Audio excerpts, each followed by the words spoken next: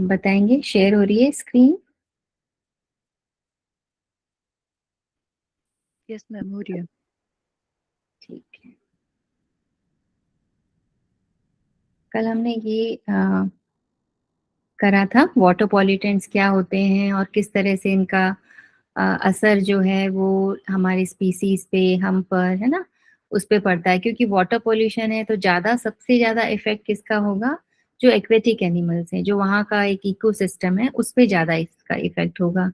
उसमें हमने पढ़ा था कि एल्गी फॉर्मेशन से क्या होगा, है ना, केमिकल से क्या होगा। उसके बाद में हमने ये देखा था कि जो डीडीटी है, जो पेस्टिसाइड्स हैं, ये यदि उस पानी में आ जाते हैं तो उससे क्या होगा? उससे क्या होता है कि जो प्रोड्यूसर्स हैं उससे कई गुना ज्यादा इफेक्ट किसको पड़ता है? जो टर्शरी कंज्यूमर्स हैं, जो लास्ट वाले कंज्यूमर्स हैं। क्योंकि ये सारी चीजें जो है वो एक्यूमुलेट होती रहती हैं ना, मल्टीपल टाइम्स बढ़ती रहती हैं। क्योंकि ये जो प्रोड्यूसर है, मान लीजिए कि वाटर का हम ले रहे हैं, तो ये प्लैंकटॉन्स होंगे, फाइटोप्लैंक्टन्स। अब ये एक एल्गी है, इसको इस जू प्लैंक्टन से माइक्रो ऑर्गेनिजम्स होते हैं जो, जिनका फूड ही ये प्लैंक्टन्स हैं। तो इसको इन्होंने कंज्यूम किया तो ये ऑब्वियसली बहुत सारा खाएंगे, तो वो उतना का उतना पेस्टिसाइड उनके अंदर चला जाता है। क्योंकि पेस्टिसाइड जो है ना, वो एक्सक्रीटा के रूप में बाहर नहीं निकलता, वो बॉडी एब्जॉर्ब कर लेती है उसको पूरे को। और प्रोड्यूसर्स को ये पूरा का पूरा खाते हैं जू प्लैंक्टन, तो वो पूरा का पूरा पेस्टिसाइड उनके अंदर चला जाता है। फिर स्मॉल फिशेस जो हैं वो इन जू प्लैंक्टन्स को पूरा का पूरा खाएंगे, तो इससे वो उनके अंदर चला गया मल्टीपल टाइम्स। मतलब ये प्रोड्यूसर्स का मल्टीपल यहाँ हुआ, फिर उसका मल्टीपल यहाँ हुआ, और फिर लार्ज फिशेस में हुआ, और फिर जो इन फिशेस को खाएंगे, जो भी बड़े बड़े बर्ड्स हैं, उनमें चला जाएगा। ठीक है। तो जो नेक्स्ट ट्रॉपिक, जो हाईएस्ट ट्रॉपिक लेवल पे जो भी एनिमल होगा, उसको ये बहुत बहुत ज्यादा हार्मफुल होता है। ठीक है। यही चीज यहाँ बताई गई है। इसके लिए यहाँ पर पर्टिकुलरली डीडीटी का बताया गया है। डीडीटी जो है पेस्टिसाइड के रूप में हम यूज करते हैं, केमिकल होता है। तो इसका फुल फॉर्म वैसे तो जरूरी नहीं है, पर है, किसी को पता है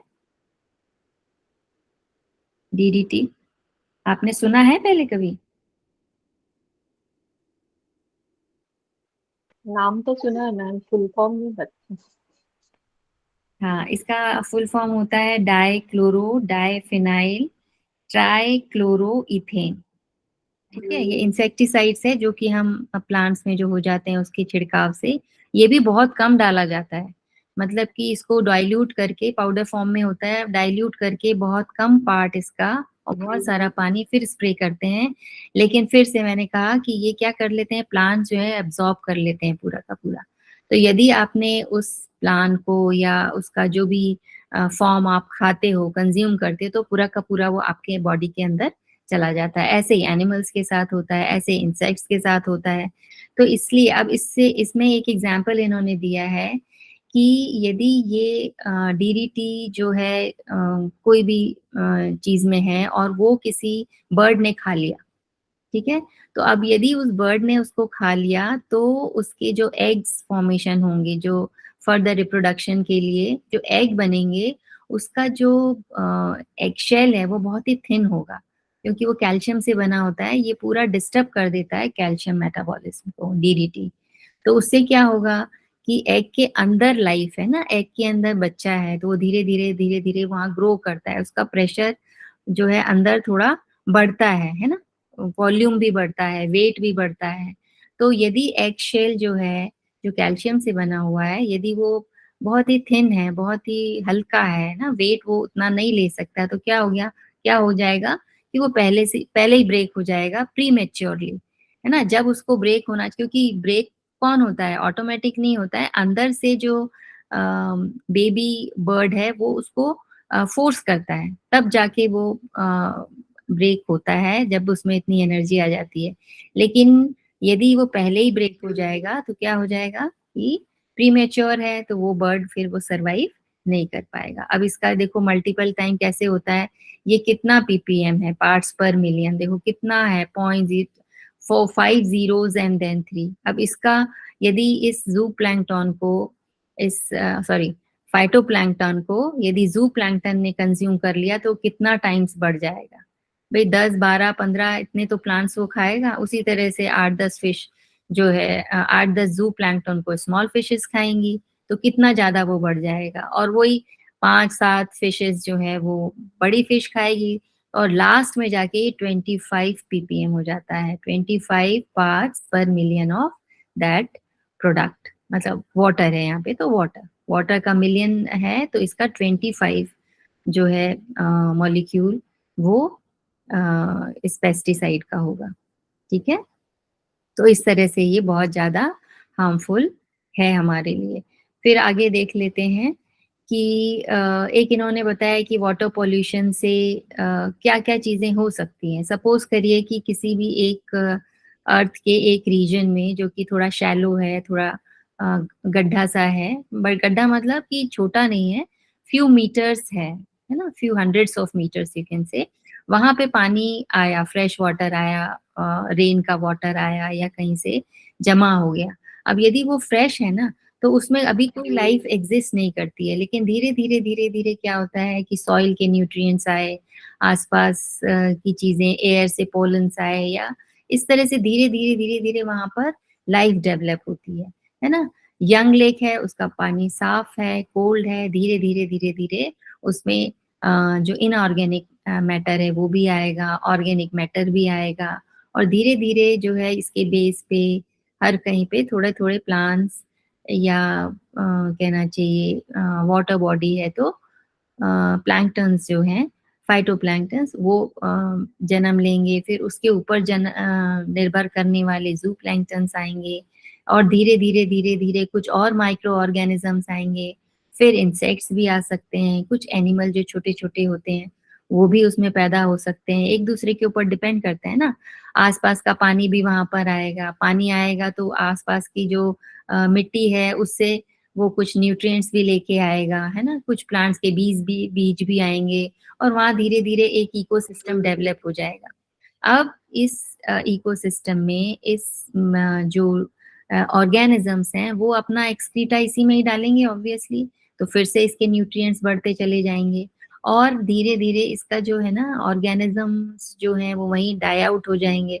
तो वो धीरे-धीरे जो है इसके शैलो इसके जो डेप्थ है यहाँ पर ये डिके पार्ट यहाँ का बढ़ने लग जाता है और साथ-साथ में क्या होता है मार्श प्लांट्स क्या होते हैं बड़ी-बड़ी घास होती है कोस्टल एरिया में आस-पास, ये बढ़ने लग जाएगी, है ना? तो इससे क्या होगा कि धीरे-धीरे इसका जो पानी है, वो पानी यही सब लोग कंज़्यूम कर लेंगे और वो धीरे-धीरे, धीरे-धीरे करके पूरा जो बेसिन है, जो वाटर बॉडी है, वो धीरे-धीरे करके पूरा का पूरा भर जाएगा और लैंड में कन्वर्ट हो जाता है, इस पॉल्यूशन की वजह से।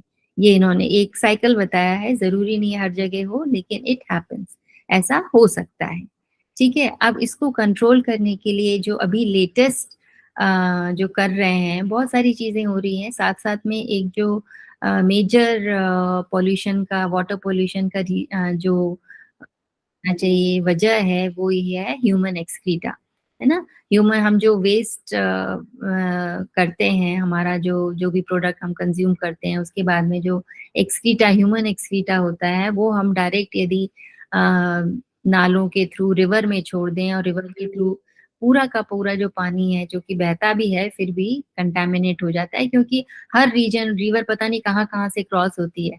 हर जगह का जो वेस्ट है, वाटर वेस्ट जो है, वो पूरा नदियों में जाता है नालों के थ्रू, चाहे वो शहर हो, चाहे वो गाँव हो। तो उसके कारण पॉल्यूशन जो है वो बहुत ज़्यादा होता है। तो एक निकाला गया तरीका कि इसको किस तरह से हम इफ़ेक्टिवली यूज़ कर सकते हैं। तो उसके लिए एक इकोसैन करके एक टॉयलेट है, वो बनाया जा रहा है।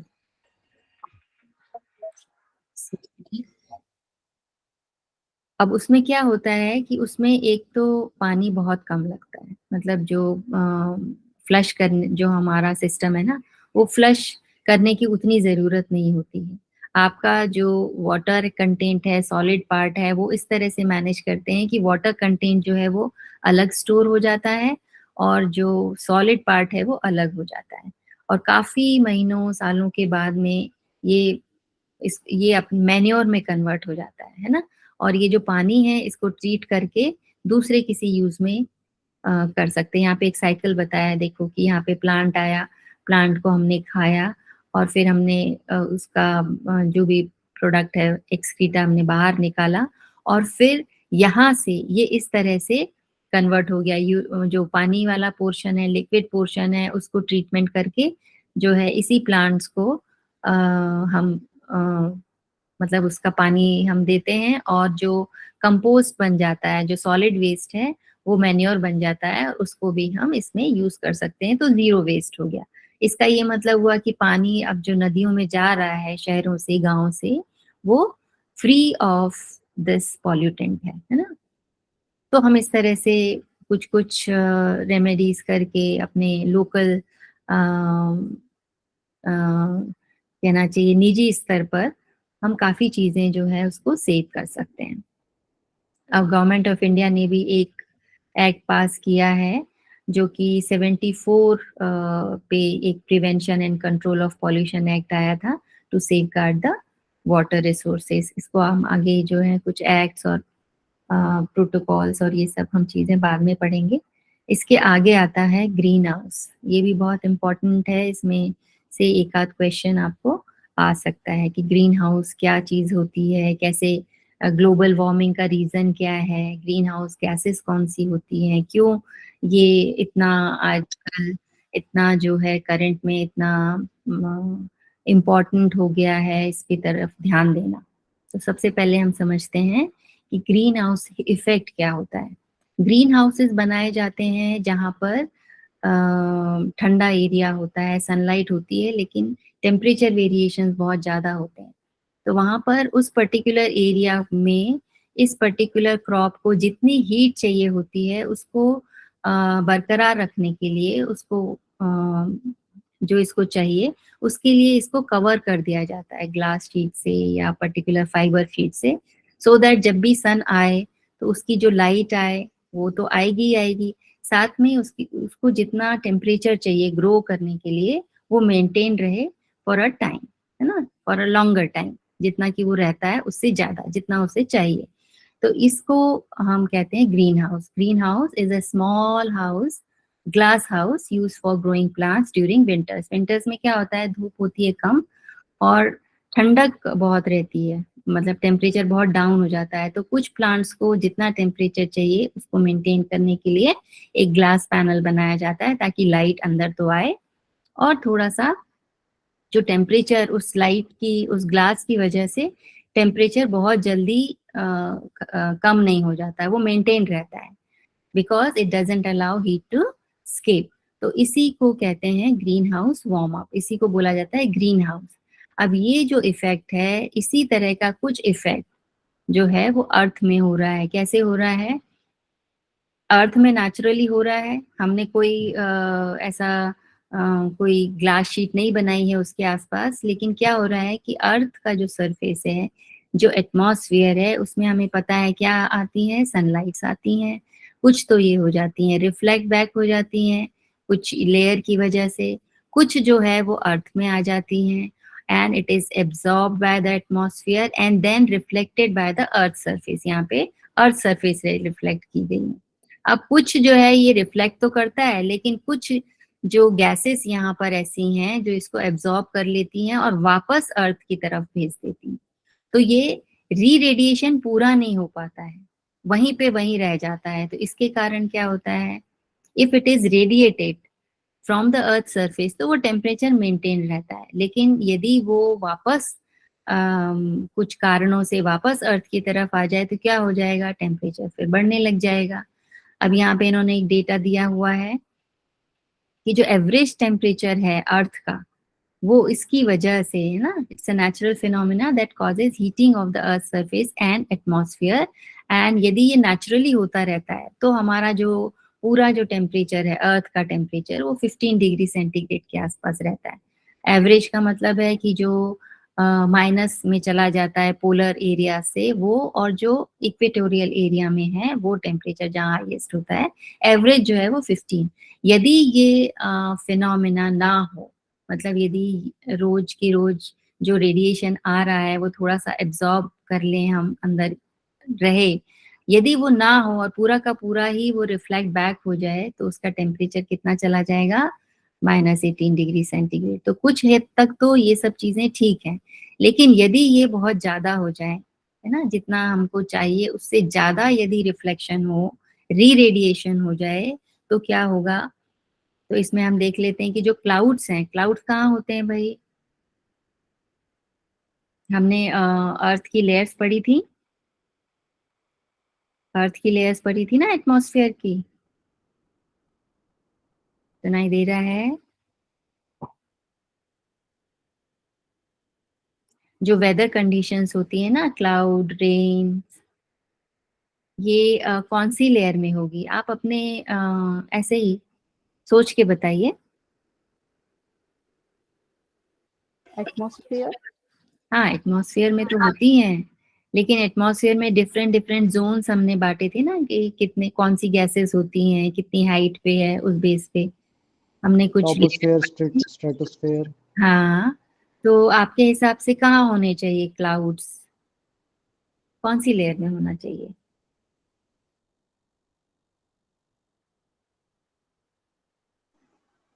पहले पहले लेयर में ट्रोपोस्फेयर। हाँ, ट्रोपोस्फियर में 10 to 12 किलोमीटर के रेंज में ही होते हैं क्लाउड्स, और गैसेस भी, मैक्सिमम गैसेस यही होती हैं, ठीक है। तो ये जो क्लाउड्स हैं या गैसेस हैं, ये रिफ्लेक्ट करती हैं 1/4 of the incoming solar radiation. ये यहीं से रिफ्लेक्ट कर देती है 1/4। बाकी का क्या होता है, it is absorb by the atmosphere of the earth, and ये हम अर्थ के अंदर आ जाती हैं।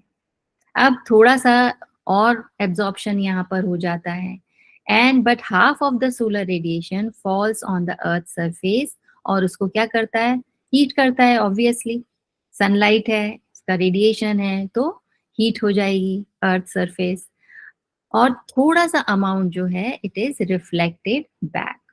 ये जो रेडिएशन है ये बाहर भी चला जाता है कुछ अमाउंट में। अब earth surface reemits heat as a infrared radiation. Infrared radiation मतलब जो विजिबल स्पेक्ट्रम होता है ना, उसमें 7 कलर्स होते हैं, तो जो रेड के पास वाला जो फ्रीक्वेंसीज है उसको इंफ्रारेड रेडिएशन कहते हैं, या हम यूज भी करते हैं कहीं कहीं जगह पे। तो ये री एमिट जो है यहाँ पे ये किया और वापस इसने भेज दिया। लेकिन जब ये रिफ्लेक्शन अर्थ सरफेस से होता है तो कुछ जो गैसेस हैं वो इसको एब्जॉर्ब कर लेती हैं, इंफ्रारेड रेडिएशंस को, है ना। एंड देन अब यदि इन्होंने एब्जॉर्ब कर लिया यहाँ पर, तो क्या होगा, ये बाहर नहीं निकल पाएंगे, है ना। They can not escape from the atmosphere of the earth. तो क्या हो जाएगा, ये जो रेडिएशन है it is reradiated towards the earth surface. तो क्या होगा, इंफ्रारेड जो फ्रीक्वेंसीज हैं ये भी हीटिंग के लिए काम में लेते हैं हम, कहीं कहीं यूज जो हम करते हैं। तो इसका प्रॉपर्टी है कि ये हीट कर देगा उस जहां पर भी ये कंसेंट्रेटेड फॉर्म में होगा, या जहां पर भी ये रेडिएशन होगा वो हीट कर देगा। सो दीज गैसेस, मतलब इनको हमने कहा गया, इसीलिए इनको कहा गया है ग्रीन हाउस गैसेस, क्योंकि ये वार्म कर रही हैं पूरे एटमॉस्फेयर को। तो it radiates the heat energy, इसीलिए इनको कहा गया है ग्रीन हाउस गैसेस। तो ग्रीन हाउस इफेक्ट हमने पढ़ा था, ग्रीन हाउसेस बनाए ही इसलिए जाते हैं कि उस हीट को वो उसमें मेंटेन करके रख सके ना, हीट को वो रखें अपने पास। तो इसीलिए, क्योंकि ये गैसेस भी उसके लिए जिम्मेदार हैं, क्योंकि ये इंफ्रारेड रेडिएशंस को एब्जॉर्ब कर लेती हैं और बाहर नहीं जाने देती हैं। तो धीरे धीरे जो हमारा अर्थ के चारों तरफ का जो एटमॉस्फेरिक लेयर है ना, ट्रोपोस्फेरिक लेयर जो कि हमारे बहुत पास है, तो वो हीट अप कर देता है अर्थ सरफेस को, और इसीलिए ये ग्रीन हाउस इफेक्ट इसको हम बोलते हैं। अब इसमें देख लीजिए कौन कौन सी गैसेस का क्या क्या कंट्रीब्यूशन है। तो सबसे ज्यादा कंट्रीब्यूशन जो है वो है कार्बन डाइऑक्साइड का। कार्बन डाइऑक्साइड गैसेस जो है वो 60% जो है वो टोटल ग्लोबल वार्मिंग के लिए जिम्मेदार है। अब इसी ग्रीन हाउस इफेक्ट की वजह से जो वार्मिंग हो रही है पूरे ग्लोब की, उसको हमने ग्लोबल वार्मिंग कहा है, ठीक है। सबसे ज्यादा कंट्रीब्यूशन किसका है, कार्बन डाइऑक्साइड का 60%, और 20% जो है वो मीथेन का है, CH4 का, ठीक है। क्लोरोफ्लोरोकार्बन्स का 14% है, क्लोरीन भी है इसमें, क्लोरो, फ्लोरो और कार्बन्स, ये तीनों से मिलके ये गैसेस बनती हैं, इनका 14% है। और ऑक्साइड ऑफ नाइट्रोजन इसका 6% है। तो इस तरह से ये जो है वो ग्रीन हाउस गैसेस हैं। इन ग्रीन हाउस इफेक्ट के कारण वार्मिंग, जो हीट टेम्परेचर जो बढ़ रहा है, उसको हमने कहा है ग्लोबल वार्मिंग। इसी को इन्होंने इस तरह से दिखाया है कि ये इनकमिंग रेडिएशंस हैं, है ना। कुछ रेडिएशंस जो है वो तो रिफ्लेक्ट हो जाते हैं, कुछ एब्जॉर्ब कर लिए जाते हैं लेयर्स में और ये अर्थ तक आ जाते हैं, कुछ तो यहीं एब्जॉर्ब कर लिए जाते हैं, वो ना रिफ्लेक्ट होते हैं ना यहाँ आते हैं, और कुछ जो है वो अंदर आ जाते हैं by the greenhouse gases, और उसमें से कुछ रिफ्लेक्ट हो जाते हैं लेकिन कुछ रीडायरेक्ट हो जाते हैं, वापस अर्थ की तरफ आ जाते हैं। ठीक है। अब कौन कौन से गैसेस हैं तो हमने अभी पढ़ा था, कार्बन डाइऑक्साइड है, मीथेन है, क्लोरोफ्लोरोकार्बन्स हैं और ऑक्साइड्स ऑफ नाइट्रोजन है। अब ये जो ओवर हीटिंग हो रही है अर्थ की due to the greenhouse gases, उसको हमने कहा है ग्लोबल वार्मिंग। अभी का जो डेटा है पास्ट सेंचुरी का, उसमें इन्होंने ये ऑब्जर्व किया कि 0.6 डिग्री सेंटीग्रेड जो है अर्थ का टेम्परेचर बढ़ गया है। और ये कब हुआ है?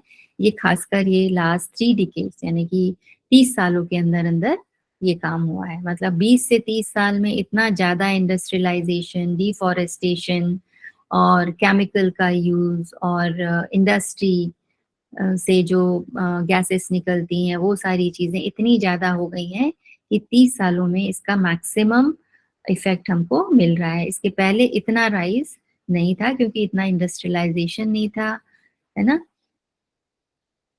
इतने व्हीकल्स नहीं थे। अब इस पिक्चर के थ्रू इन्होंने समझाने की कोशिश की है कि किस तरह से क्लाइमेट चेंज हो रहा है। आजकल आपने पढ़ रहे होगे, सुन रहे होगे एल नीनो इफेक्ट, कुछ सालों से हम सुन रहे हैं लगातार। तो क्या होता है El Nino effect? El Nino effect जो है एक एबनॉर्मल वेदर कंडीशन है जो कि कहाँ पैदा होती है? पैसिफिक ओशन में। पैसिफिक ओशन के आसपास जो एरिया है वहाँ पर जो है इतनी गर्मी हो जाती है कि उससे टेम्परेचर डिफरेंस क्रिएट होता है और अननेचुरली कहीं पर भी बारिश हो जाती है। कहीं जहाँ बारिश होनी चाहिए, जिस समय में होनी चाहिए तब होगी या नहीं होगी ये नहीं पता, लेकिन प्री मैच्योर हो जाती है।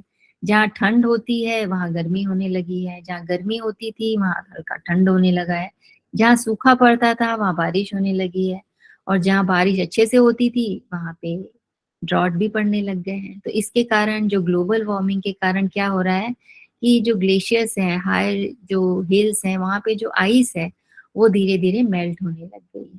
तो वो कहा है इसमें थॉइंग परमाफॉरेस्ट। परमाफ्रॉस्ट का क्या मतलब है? जहाँ पे परमानेंटली ऑल थ्रू ईयर्स और डिकेड्स और सेंचुरीज से बर्फ जमी हुई थी, वो भी धीरे धीरे जो है ग्रेजुअली, स्लो हो रहा है लेकिन हो रहा है और होता ही जा रहा है। तो ये जो ग्लेशियर्स पे और ये जो हाई माउंटेन्स पे जो स्नो है वो पिघल रही है। अब इसके पिघलने से क्या होगा कि जो रिवर्स का पानी है वो बढ़ रहा है, और रिवर्स का पानी कहाँ मिलता है? ओशन में मिलता है, तो ओशन में आ जा रहा है। अब इन बिटवीन यहाँ पे बहुत सारे पॉल्यूटेंट्स भी आ रहे हैं, ठीक है। तो इससे इसका लेवल भी बढ़ रहा है, इस पे केमिकल्स भी बढ़ रहा है। आपने कई बार सुना होगा कि जो बड़े बड़े शिप्स होते हैं उनमें ऑयल के लिए या उसके जो गुड्स के लिए होते हैं उनमें कई बार लीकेज हो जाता है। तो उस पर्टिकुलर शिप के क्योंकि शिप है, बहुत बड़ा कार्गो शिप है, तो बहुत सारा मिलियंस ऑफ टन्स उसमें चीजें होती हैं, और वो क्योंकि ना आसपास लैंड है ना कुछ है, बीच में है, यदि वो कुछ भी रीजन से यदि वो शिप जो है वो डैमेज हो जाता है तो उसका जो ऑयल है या बाकी चीजें, क्रूड ऑयल है, वो सारा सी में फैल जाता है और उसको आप हटा भी नहीं सकते। तो वहां पर जो एनिमल्स हैं, वहां पर जो भी लाइफ चल रही है, वो सारी की सारी जो है बहुत बुरी तरह से अफेक्ट हो जाती है। ठीक है। तो इस एल्निनो की इफेक्ट की वजह से, जो कि पैसिफिक सी में है, स्पेशली साउथ अमेरिका के नीचे वाला जो एरिया है, यहाँ पर जो है वेदर कंडीशंस जो है बहुत ही ज़्यादा बदलती हैं, और इसका जो इफेक्ट है वो सारे वर्ल्ड पे धीरे धीरे पड़ने लगा है, ठीक है। यहाँ पे स्टॉर्म्स आ सकते हैं ना, बर्ड्स का माइग्रेशन शेड्यूल जो है वो चेंज हो गया है, क्योंकि गर्मी और सर्दी उनको पता ही नहीं चल रहा है। तो वो भी क्योंकि वो तो सनलाइट और वेदर कंडीशन पे, क्लाइमेटिक कंडीशन के हिसाब से वो मूव करती हैं। अब उन्हें पता ही नहीं चल रहा कब मूव करना है, कब यहाँ करना है। वो डिफरेंस देख करके और उनका पैटर्न जो है वो बदलने लग गया है। Higher temperature and more heat waves अभी भी हम देखते हैं। अभी भी हमने भी ये महसूस किया कि अभी कोई बारिश का सीजन नहीं है, लेकिन बहुत जगह पे रेनफॉल हुआ और बड़े अच्छे से टेम्परेचर जो है जितना मई में जाना चाहिए उतना नहीं गया, कम ही रहा। हमें टेम्परेरीली तो हमें सुकून मिलता है, लेकिन यदि टेम्परेचर बढ़ेगा नहीं, जाएगा नहीं, तो वो प्रेशर डेवलप नहीं होगा, क्लाउड फॉर्मेशन नहीं होगा और टाइम पे बारिश भी नहीं होगी, ठीक है। तो इस तरह से अब यदि यहाँ का पानी जो है सी का लेवल बढ़ जाता है इस थॉइंग परमाफ्रॉस्ट से, तो क्या होगा कि यहाँ की जो बहुत सारी लाइफ है वो खतरे में पड़ जाएगी, क्योंकि वो एक लेवल तक ही सरवाइव कर पाती है। यदि वो बहुत ज्यादा पानी भर जाए, जैसे कि रिवर में भी यदि जो वाटर लेवल है वो बढ़ जाए, तो क्या होगा, वहाँ की जो लाइफ है वो डिस्टर्ब हो जाएगी। उसके आसपास जो लोग रहते हैं उनकी लाइफ डिस्टर्ब हो जाएगी।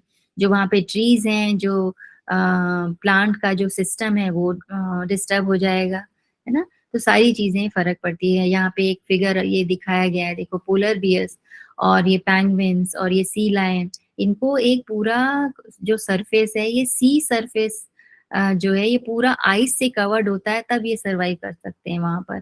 वहीं चलते हैं, वहीं पे ये रेस्ट करते हैं, वहीं इनकी लाइफ चलती है। पूरे टाइम ये ऐसे वाटर में नहीं रहते हैं। लेकिन अब ये देखो कि तीनों स्पीसीज जो हैं वो ढूंढ रहे हैं कि भाई कहाँ जाएं अब हम, है ना। तो इस तरह से ये फर्क पड़ता है। चलिए आगे चलते हैं। अब इसको हम किस तरह से कम कर सकते हैं। तो सबसे पहले जो हम ह्यूमन कर सकते हैं वो ये कर सकते हैं कि भाई फॉसिल फ्यूल्स जो हम यूज कर रहे हैं, खासकर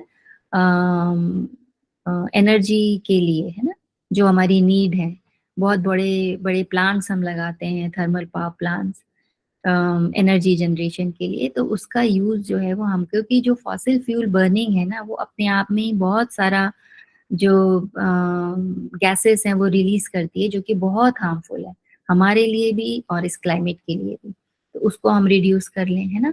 improve efficiency of energy usages, जो हम एनर्जी यूज कर रहे हैं हम उसको एफिशिएंटली, इफेक्टिवली यूज करें, वेस्ट ना करें कभी भी, है ना। जैसे कि हम जो एनर्जी हमारे घर में है, घर में आती है, हम पर्टिकुलर घर की बात करें, तो क्या होता है कि हम यूज करें या नहीं करें, लाइट चलती रहती है। जबकि छोटी सी लाइट आप जला दीजिए, यदि उस पर्टिकुलर रूम में आपको जरूरत नहीं है, तो हीटर आप इफेक्टिवली यूज कर लीजिए, बहुत ज्यादा जरूरत नहीं है उसको। पानी आप ढंग से यूज करिए, है ना। अब लोकल लेवल पे आप बहुत सारी चीजें कर सकते हैं। आपके स्टेयरकेस की जो लाइट्स हैं वो जलती ही रहती हैं सुबह शाम, उसकी जरूरत नहीं है तो आप उसे बंद कर दीजिए। नाइट लैम्प की जरूरत है तो जलाइए, अदरवाइज नो नीड। बाहर से थोड़ी बहुत रोशनी आती है, उससे काम चल जाता है, ठीक है। गैस का हम बहुत इनएफिशिएंटली यूज करते हैं, तेज आंच में पका रहे हैं, या बहुत सारी चीजें हैं जो कि हम अपने लेवल पे उसको ठीक कर सकते हैं। तो वो हमें इफेक्टिवली यूज करना चाहिए। फिर आजकल मॉडर्नाइजेशन में बहुत बड़े बड़े हाईवेज बन रहे हैं, है ना, इंडस्ट्रीज बन रही हैं, फ्लाईओवर्स बन रहे हैं, अर्बनाइजेशन बहुत जबरदस्त तरीके से आगे बढ़ रहा है। तो उसमें क्या हो रहा है कि हम डिफॉरेस्टेशन करते हैं। आप कभी भी ऑब्जर्व करिए, कभी आप बाहर जाते हैं, हाईवेज पे चल रहे हैं, नया बना हुआ है, तो आसपास प्लांट्स होते ही नहीं है, एकदम सपाट पूरा खत्म। जबकि गवर्नमेंट नॉर्म्स ये कहते हैं कि यदि आप पेड़ कट करते हैं तो आपको लगाना है वो पेड़, आप कहीं भी लगाएं, है ना। अब वो कहाँ लगाते हैं, क्या उसके आसपास ही आप, क्योंकि it takes years to build particular highway या फ्लाईओवर्स बनते हैं जो, तो उसमें बहुत समय लगता है। तो आप उसके आसपास यदि प्लांट लगा लें, वो भी बनता रहे, उसको भी पानी देते रहें, तो जब तक वो तैयार होगा 2 4 5 साल में, तब तक जो है वो ट्रीज भी जो है आसपास के वो ग्रो कर जाएंगे। लेकिन ये कितना होता है नहीं होता है ये अलग बात है, लेकिन ऐसा होना चाहिए। Slowing down the growth of human population, और पॉपुलेशन तो सबसे बड़ा रीजन है, क्योंकि रिसोर्सेस उतने ही चाहिए जितनी आपकी पॉपुलेशन है। तो यदि पॉपुलेशन कंट्रोल में रहेगी तो ये रिसोर्सेज भी आप अच्छे से यूज कर सकोगे, और आगे आने वाली जनरेशन को भी एक अच्छा एनवायरनमेंट, एक अच्छा अर्थ का जो सिस्टम है, सारा सिस्टम, जो भी रिसोर्सेज हैं वो भी अच्छी तरह से यूज कर पाएंगे। तो ये सब चीजें हमको देखना चाहिए। और इनिशिएटिव, इंटरनेशनल इनिशिएटिव जो है वो क्या है कि reduce the emission of green house gases. Green house gases जितनी कम होंगी उतना ही ग्लोबल वार्मिंग कम होगी। ठीक है, अब क्लाइमेट चेंज क्या हो रहा है, क्या कैसे होता है, कैसे इफेक्ट करता है, वो देख लेते हैं। क्लाइमेट एक्चुअली क्या होता है कि एवरेज वेदर कंडीशन जो होती है एक पर्टिकुलर रीजन की, उसको हम कहते हैं क्लाइमेट। जैसे हॉट क्लाइमेट है, कहीं का रेनी है, कहीं का कोल्ड क्लाइमेट है ना। डेजर्ट का बोलते हैं कि क्लाइमेट जो है वो क्या है, जनरली हॉट रहता है, गर्म रहता है। क्यों रहता है? ठंडी वहां पर भी पड़ती है, हल्की फुल्की बारिश भी पड़ती है, लेकिन एवरेज हम कहते हैं कि वहां का क्लाइमेट गर्म है। हिली एरियाज जो नॉर्थर्न रीजन है, हाई एल्टीट्यूड्स है, वहां पे हम कहते हैं कि कोल्ड है क्लाइमेट, है ना, ठंडा है। हालांकि वहां भी गर्मी पड़ती है, वहां का टेम्परेचर भी 30s में जाता है, 35 में जाता है, रेन भी पड़ती है, लेकिन मैक्सिमम जो एवरेज होल थ्रू ईयर जो रहता है वो क्लाइमेट ठंडा रहता है। और कहीं का मॉडरेट रहता है, जैसे कि बैंगलोर है, पूना है, नासिक है, यहाँ का मॉडरेट है, मतलब कि ना बहुत ज्यादा हाई जाता है ना बहुत ज्यादा कम जाता है, एवरेज क्लाइमेट होता है। तो ये उसके टेम्परेचर पे, उसके रेनफॉल पे डिपेंड करता है। एक एवरेज हम निकालते हैं, उसको हम क्लाइमेट कहते हैं। अब ये क्लाइमेट चेंज कैसे हो रहा है भाई? कुछ चेंजेस जो हैं, जो सन, जो कि मेन पावर हाउस है हमारे पूरे सिस्टम का, पूरे बायोस्फीयर का, उसमें भी चेंजेस होते हैं ना। उसका भी जो हीट का जो रेडिएशंस हैं वो चेंज हो रहे हैं उसमें भी। तो वो चेंजेस भी जो है यदि होते हैं तो, क्योंकि वो प्राइमरी सोर्स है, तो यदि अर्थ पे, उसमें यदि कोई चेंज है तो अर्थ के जो क्लाइमेट है उस पे भी फर्क पड़ेगा। ठीक है, अर्थ के ऑर्बिट में यदि कुछ चेंज होता है तो भी, हालांकि अर्थ का ऑर्बिट जो है, हर किसी प्लैनेट का ऑर्बिट फिक्स है, लेकिन क्या होता है कि अर्थ का ऑर्बिट जो है, या हर प्लैनेट का ऑर्बिट जो है वो ओवल शेप का है ना, सर्कुलर नहीं है कि एक ही डिस्टेंस मेंटेन नहीं करता। कभी वो सन के पास होता है, कभी वो सन से दूर होता है। तो उसके हिसाब से भी जो है वो क्लाइमेट चेंज होते रहते हैं। Changes in the clouds, clouds में सिर्फ पानी हो ऐसा नहीं है, पानी के ड्रॉपलेट्स हो ऐसा नहीं है, बहुत सारी चीजें उसमें रहती हैं जो एटमॉस्फेयर से, अर्थ से वहां तक पहुंच जाती हैं हवा के थ्रू। तो उसमें यदि चेंज है तो भी क्लाइमेट चेंज होगा। आइस शीट्स में चेंज हो रहा है ना, वॉल्केनिक इरप्शंस जो होते हैं उसमें भी बहुत सारी गैसेस निकलती हैं जो कि एटमॉस्फेयर में चली जाती हैं, ऊपर बादलों तक पहुंच जाती हैं, और वो भी चेंज करती हैं क्लाइमेट को। गैसेस चेंज करती हैं, हमने अभी पढ़ा था ग्रीन हाउस इफेक्ट। ठीक है, इंटरनल विगल्स मतलब ये जो डिस्टर्बेंसेस आते हैं, जैसे एल नीनो इन्होंने बोला, ऐसे हर सी में कहीं कहीं कुछ कुछ डिस्टर्बेंसेस आते हैं जो लोकल क्लाइमेट को इफेक्ट करते हैं, और कुछ बहुत बड़े लेवल पे होते हैं तो वो मैक्सिमम पार्ट ऑफ द अर्थ को इफेक्ट करते हैं। ठीक है, जैसे यहाँ पे एक सेइंग लिखी है कि सम कॉजेज बिगर चेंजेस, सम कॉजेज स्मॉल चेंजेस, यानी कुछ की वजह से बहुत बड़े बड़े चेंज होते हैं, कुछ की वजह से छोटे छोटे चेंज होते हैं, कुछ की वजह से धीरे धीरे चेंज होते हैं, और कुछ रीजंस की वजह से बहुत जल्दी चेंज होते हैं, है ना। And some causes changes that last, मतलब कुछ जो रीजन है, कुछ जो कारण है, उनकी वजह से जो चेंजेस होते हैं वो बहुत लंबे समय तक रहते हैं, और कुछ की वजह से जो चेंजेस होते हैं वो जल्दी से खत्म हो जाते हैं। ऐसे इसको समझने के लिए, अब ह्यूमन फोर्स्ड क्लाइमेट चेंज जो है वो किस तरह से होता है, क्योंकि ह्यूमंस जो हैं they can affect the climate by changing the gases in the atmosphere, जिसको कि हमने कहा है ग्रीन हाउस इफेक्ट। ये जो गैसेस रिलीज हो रही है ना, ये नेचुरल रीजंस, हमने एक दो चीजें पढ़ी लेकिन जो मैक्सिमम कंट्रीब्यूशन है वो इन गैसेस का है, ग्रीन हाउस इफेक्ट की जो गैसेस हैं। और ये कौन सी गैसेस हैं? जो कि इंडस्ट्रीज से, है ना, आपके ऑटोमोबाइल से, थर्मल पावर प्लांट से वो रिलीज होती हैं, तो वो ह्यूमन मेड ही है। अब ग्रीन हाउस की जो मेजर गैस है हमने अभी पढ़ी थी, कितना परसेंट है इसका कंट्रीब्यूशन ग्रीन हाउस इफेक्ट में कार्बन डाइऑक्साइड का? अभी देखा था हमने 60%। 60%। हाँ 60%। तो मैक्सिमम जो मेजर गैस है वो है कार्बन डाइऑक्साइड। अब कार्बन डाइऑक्साइड किससे निकलती है? Burning of fossil fuels. ये हम कहाँ बर्न करते हैं? इंडस्ट्रीज में और थर्मल पावर प्लांट में। तो यदि हम उसको कंट्रोल कर लें, अब यहाँ पे एक देखो ग्राफ दिया हुआ है कार्बन डाइऑक्साइड का जो कंसेंट्रेशन है और ईयर वाइज। तो up to 1800 century 19th century तक ये सब चीजें एक लेवल पे थी, है ना, ये ग्रीन ग्रीन दिखाया हुआ है देखो। लेकिन उसके बाद में मतलब कि जो हमने अभी पढ़ा था कि लास्ट 20-30 सालों से इतना ज्यादा राइज हो गया है कि ये बिल्कुल खतरे की लेवल से बाहर है। और इसीलिए जो है टेम्परेचर बहुत ज्यादा जो बढ़ तो थोड़ा ही रहा है, लेकिन उसका इफेक्ट बहुत ज्यादा है। क्यों? क्योंकि ये जो ग्लेशियर्स हैं ये पिघल रहे हैं, क्योंकि ये पर्मा फ्रॉस्ट रीजन है जो परमानेंटली मतलब कि फ्रोजन ही रहते हैं। और यहाँ से समर्स में जब थोड़ा सा नेचुरली टेम्परेचर राइज होता है तो ये बर्फ पिघल के पानी में आती है एक लिमिटेड अमाउंट में, है ना। फिर थोड़े टाइम में फिर से वहां स्नोफॉल हो जाता है तो वो मेंटेन हो जाती है। अब एक यहाँ पे पिक्चर है देखो, 1928 में ये पूरा रीजन जो है ये पूरा ये स्नो से भरा हुआ है और 2000 में ये बहुत कम हो गया है ना। यहाँ से सब ये सब खत्म हो रहा है और उस प्रपोर्शन से जो है स्नोफॉल होता नहीं है जितना कि ग्लोबल वार्मिंग से वो मेल्ट आउट हो जा रहा है।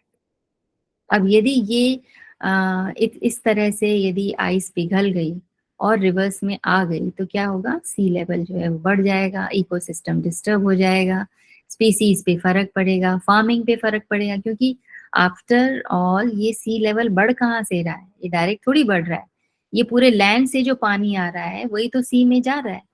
तो वो यदि वो पानी जो लैंड से होके जा रहा है वो ऑब्वियसली जो वहाँ पे स्पीसीज हैं, ह्यूमन बीइंग्स हैं, उनको भी अफेक्ट करेगा, ठीक है।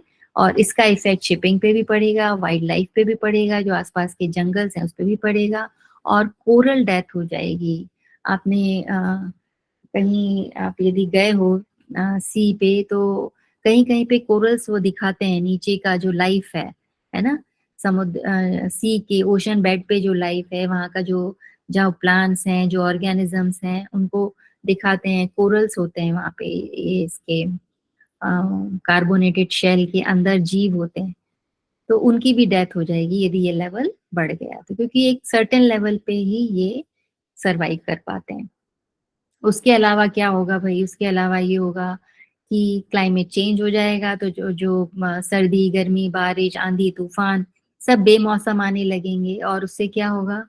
इतना ये कभी कभी इतना स्ट्रांग हो जाता है कि बड़े बड़े जो माउंटेन्स हैं उस पे लैंडस्लाइड बहुत खतरनाक तरीके से और बहुत अचानक से हो जाता है, क्योंकि ये डैम्प रहने लगेगी जमीन जो भी है इसकी माउंटेन्स की। और ये जो कहना चाहिए जो स्टोन्स जो उस क्ले से थोड़े से चिपके हुए थे वो धीरे धीरे खिसकने लगेंगे। और कई बार ऐसा होता है कि एक साथ सारा का सारा ऊपर से नीचे तक वो नीचे आ जाता है। सरप्राइज चेंजेस जो है वो होने लग जाएंगे, है ना, फ्लडिंग आने लग जाएगी। ये अभी हमने देखा भी था, केदारनाथ में आया था कुछ सालों पहले, है ना, बीच बीच में उसके पहले सुनामी आया था। तो ये सारी क्लाइमेटिक जो कंडीशंस हैं ये इतनी ज्यादा के कारण चेंज होती जाएगी तो सर्वाइवल जो है वो मुश्किल होगा कोस्टल एरिया में, हिली एरियाज में, है ना, नदियों के पास जो हैबिटेंट्स हैं उनके लिए लैंडस्लाइड बढ़ेगा, है ना, फॉरेस्ट के लिए भी ये हार्मफुल है। कोस्टल इरोजन होगा जो कोस्टल एरिया है वहां पर, क्योंकि यदि पानी बहुत फोर्स से आएगा तो वो सारी मिट्टी को बाहर लेके लेके चला जाएगा। अब हम पढ़ लेते हैं एसिड रेन क्या होता है। भाई ये भी बहुत इंपॉर्टेंट चीज है एग्जाम पॉइंट ऑफ व्यू से भी कि एसिड रेन में क्या होता है, क्यों होता है। और ये कैसे होती है? तो acid rain is a rain that is more acidic then normal.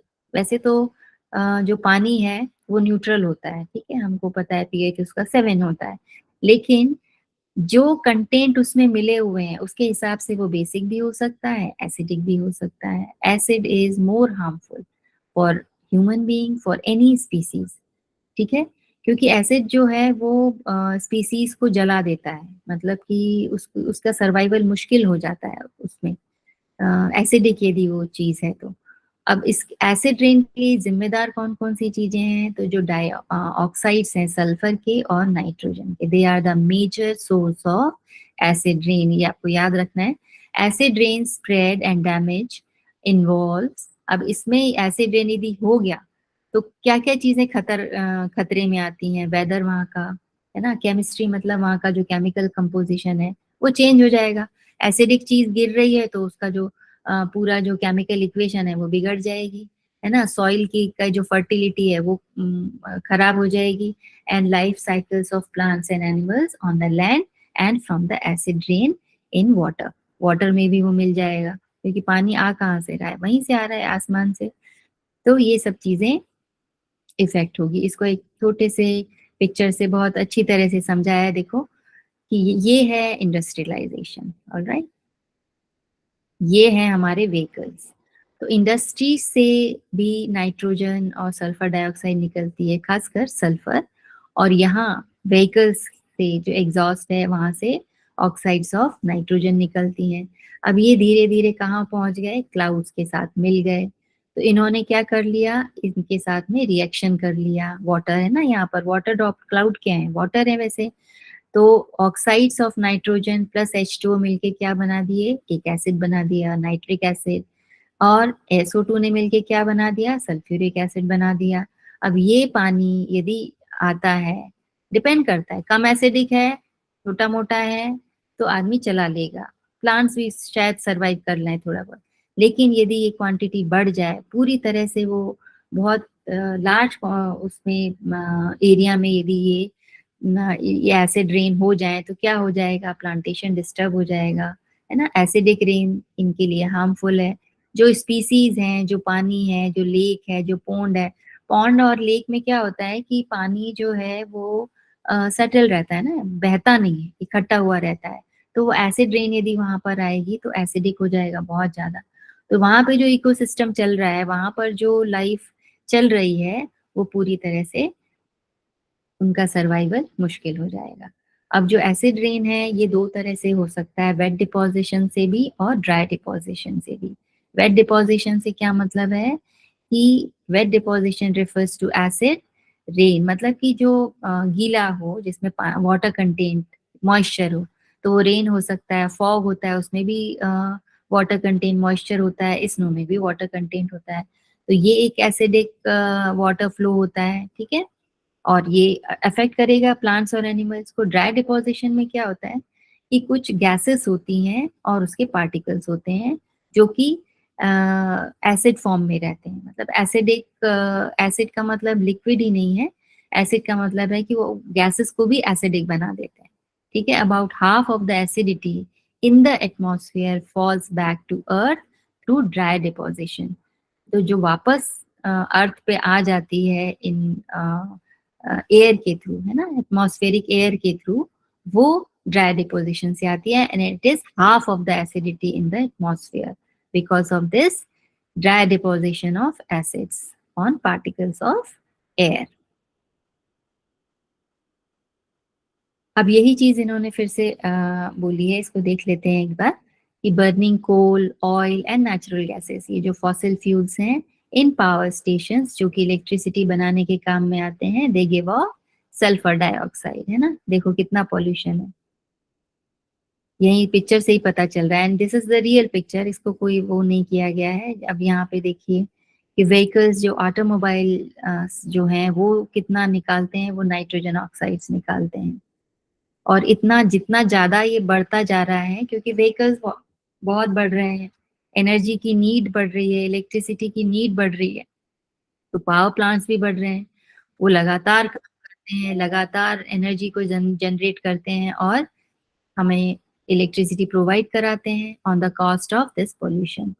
So these gases mix with water vapors and rainwater in the atmosphere produces weak solution of sulfuric and nitric acid. जो हमने पढ़ा था वो acid rain की तरह आ जाते हैं. Natural sources जो हैं वो कौन से होंगे? वॉल्केनोज, उनसे भी जो है गैसेस निकलती है, क्योंकि अंदर जो है अर्थ के अंदर वो इतना मैग्मा, इतने इतने सारे अच्छी चीजें भी हैं, लेकिन बहुत सारी जो मेटल्स हैं, जो ऑर्गेनिक और इनऑर्गेनिक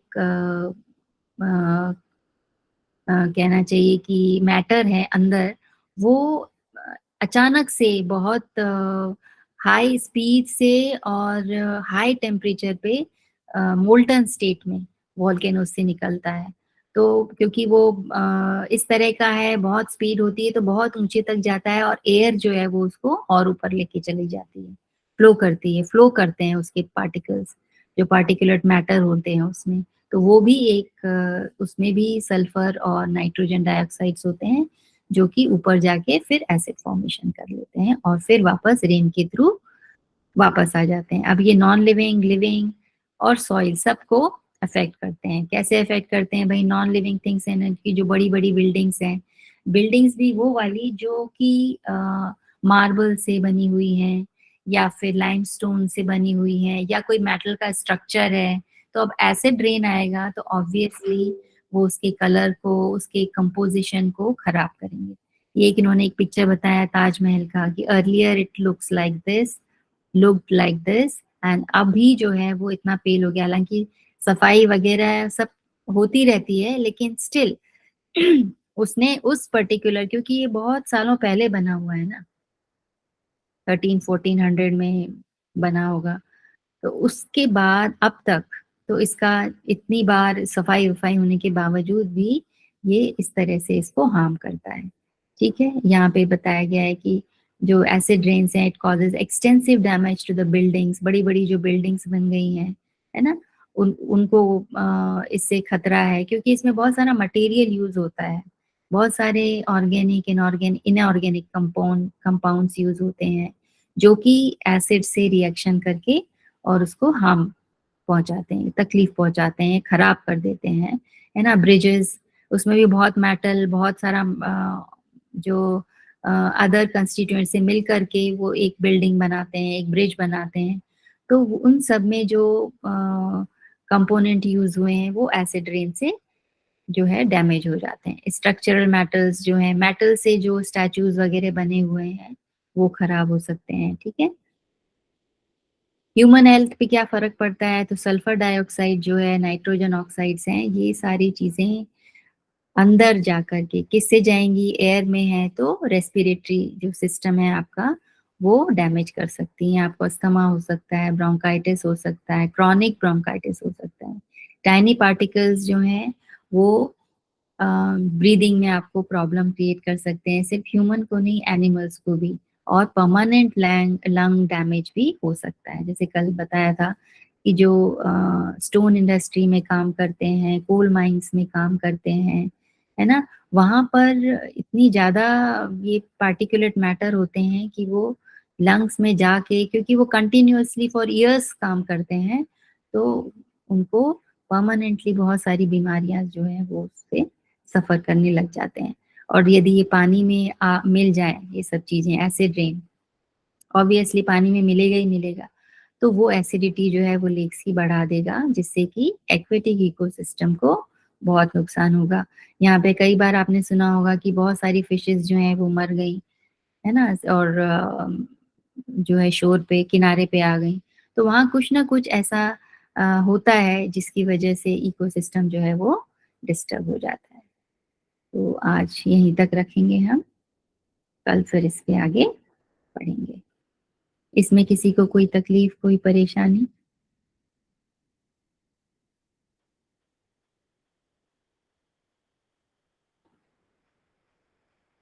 हाँ जी,